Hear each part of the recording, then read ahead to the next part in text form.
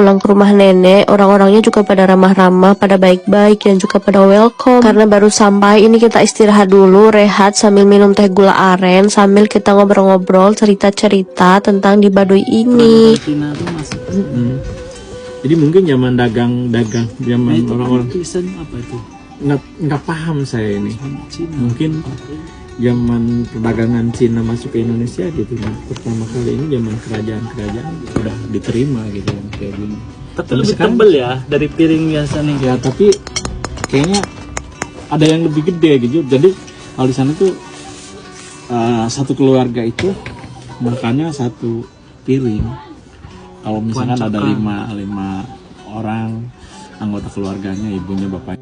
Karena kita sampai di sininya itu masih siang ya, jadi kita itu mau main ke kali dulu, karena dikasih tahu juga kalau besok itu mau ada acara nanam padi, karena takutnya besok waktu main di kalinya itu kurang, jadi kita main ke kali dulu hari ini. Ini tuh jalannya dari batu-batu yang disusun, jadi kalau habis hujan itu licin, jadi harus hati-hati ya jalannya ya. Desanya itu cukup bersih ya, di sini itu jarang ada sampah, dan sampahnya itu paling kebanyakan kayak daun-daun gitu. Ada kotoran juga paling kayak kotoran ayam ya. Oh ya, di sini kan kita nggak boleh pelihara hewan berkaki 4 ya, tapi tuh kita boleh loh pelihara kucing. Yang dimaksud hewan berkaki 4 itu kayak sapi, kambing, dan ternak-ternak gitu. Jadi di sini tuh orang-orang pada peliharanya ayam. Tapi bebek, angsa gitu juga nggak boleh ding. Alasannya juga kurang tahu, tapi prinsipnya itu kan kita menjaga yang memang dari dulu itu sudah ada. Karena dari dulu nggak ada yang pelihara angsa, bebek gitu ya, sampai sekarang nggak ada dan nggak boleh. Karena ini di Baduy luar, jadi memang sudah banyak yang ngikutin perkembangan zaman ya. Contohnya kayak kompor gas ya, walaupun baru beberapa orang yang punya, dan kebanyakan masih pada pakai kayu buat masak. Bahkan hampir setiap rumah sih yang pakai kayu, karena memang kalau atap dari ijuk gini tuh semakin sering kena asap, semakin kuat dan awet. Dari rumahnya Pak Sarpin agak sedikit jauh ya ke jembatan bambunya, kelewat 2 desa gitu.